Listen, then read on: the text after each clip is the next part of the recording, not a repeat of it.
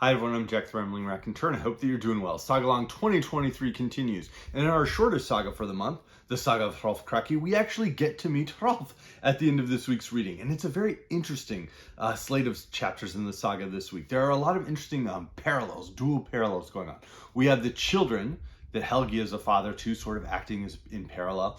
We also have a pair of kings, one in Sweden, one in Denmark, with Hrolf being the latter in that case as well. And then finally we have Svipdag, who's this interesting hero, a sort of champion who makes this cameo appearance in the saga, certainly makes an impact on the narrative, and then it's just written out of it almost right away. And so let's explore those ideas. Let's start out with King Helgi.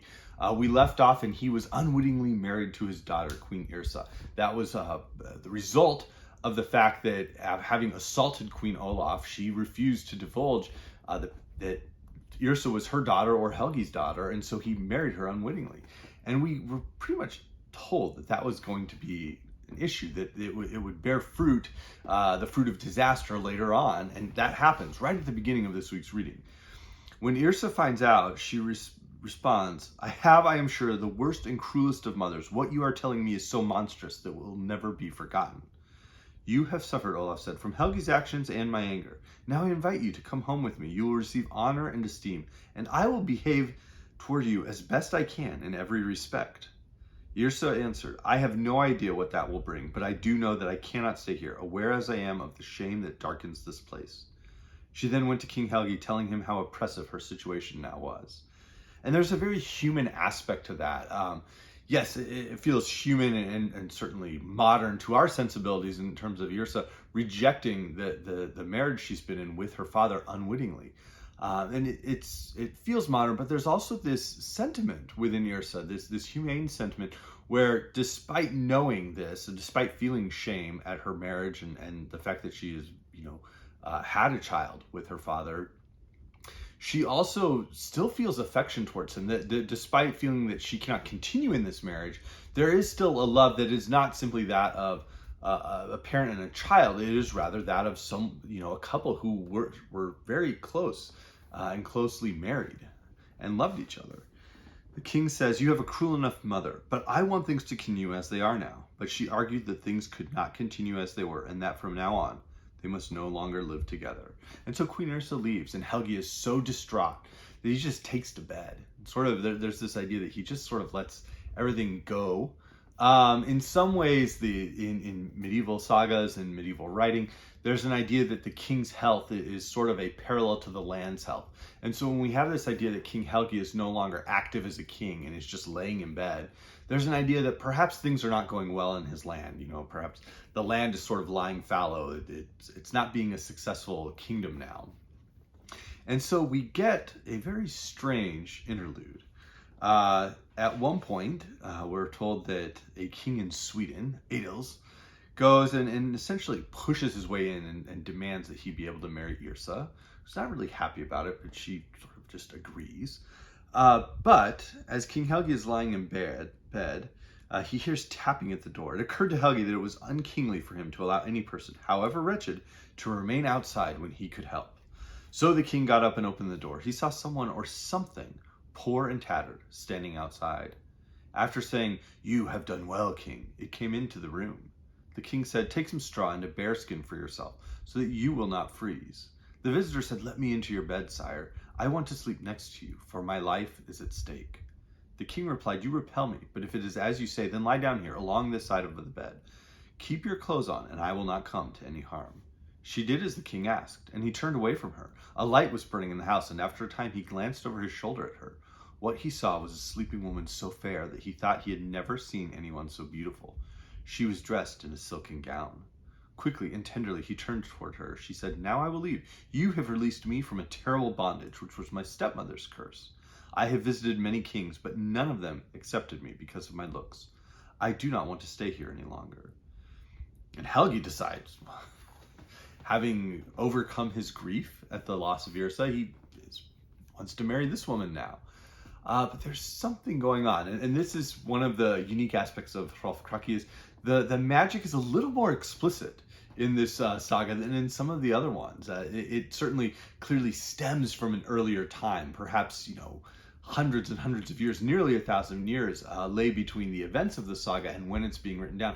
And that distant time has allowed some of those more supernatural aspects to remain deeply embedded in the story. And we have a passage here that indicates that. But it's notable that he mentioned as well the bear skin, because that brings in the association as well with the berserkers, who will be critical later on. We do have, though, another foreboding promise, which is that if Helgi does not come to get his child, the daughter he has with this woman, whose name we will find out is Skuld, then something bad will happen to his family. And so he is just happy to sort of be out of bed again and forgets. 3 years later, she arrives, Skuld arrives, and there's something unique about it. Skuld's mother was an elfin woman, and the king never again saw or heard of her. Skuld grew up with the king. From an early age, she showed a vicious temperament. And we'll have to find out what happens there. But we now have that parallel set of kings. So we had King Adolf, who had been mentioned. He's a king in Sweden. He's north of Denmark. And he's married to Ursa, who had been married to Helgi. And it's very clear that Ursa still bears affection for Helgi, even though she does not want to see him, does not want to live with him as his wife or anything. There is this deep association, this link between them. And Adolf invites Helgi up and has him murdered. There seem to be conflicting motives. Is he disappointed that Helgi, that Ursa still seems to be in love on some level with King Helgi, and he's jealous because his wife is in love with, her father/husband? Is he rather just greedy? Because we're told explicitly that King Adolf is just a greedy person. So it's not entirely clear what his single primary motive is for having King Helgi murdered, but he has him murdered, and it's berserkers who do it. And so that association with the bearskin that Skuld's mother puts on before she sleeps with Helgi, the berserkers themselves, all kind of come together to wrap Helgi in his fate, and he dies. And Ursa's furious and sort of promises, I'm going to take my revenge. Enter Svidap. And so Svidap is very interesting because he is the son of a man who was once a champion and is now sort of this independent farmer. And Svidap decides he's going to go sort of make his name in the world. And he just shows up. He starts challenging berserkers to fights one by one. He slays several of them. And Ursa appreciates this. And so Svidap continues to sort of find his way to be successful. The King Aldous suggests the berserkers go ambush him, and he fights them off. And so now the king has to ban them. And he has Svidap as his new champion. But when there's a fight, he doesn't really bring his troops to support Svidap. He just sends Svidap out, and he's nearly killed. His brothers come and rescue him. And at the end of that fight, we're told that Svidap had accomplished much, but he was sorely wounded and had lost one eye. Also, many of his followers had been killed. The king still had not come to his aid. And the brothers come and they help Svitdag win this impressive victory. He now has 2 arm wounds, a large head wound, and was one-eyed for the rest of his life. For a time he lay disabled by these wounds, the queen nursing him. After regaining his health, Svitdag told the king he was planning to leave. I want to look for a king who will honor us more than you do. You have rewarded me poorly for defending your land and for our winning so great a victory for you. And there are ways in which Svitdag's characterization here, particularly the loss of an eye, brings to mind the characterization of Odin. Periodically in sagas, Odin appears as just this one-eyed older man, or this stranger who shows up who only has one eye, or a slouching hat that covers most of his face, and ideally the eye that's missing. And so there's a way in which Svitdag is almost this theophany of Odin, who has come to sort of help wreak vengeance on Queen Ursa's behalf in return for King Helgi's murder. And it's interesting that Svitdag is told, it's his father who says, hey, listen, King Aldous is a bum. He is greedy. He's a traitor. He has no loyalty to those around him. He gives no honor. He has no honor. He cannot give any honor to any of his champions or his men. But down in Denmark, there's King Hrolf. And the way that Hrolf is used as the inverse of everything that is a characteristic of King Aldous.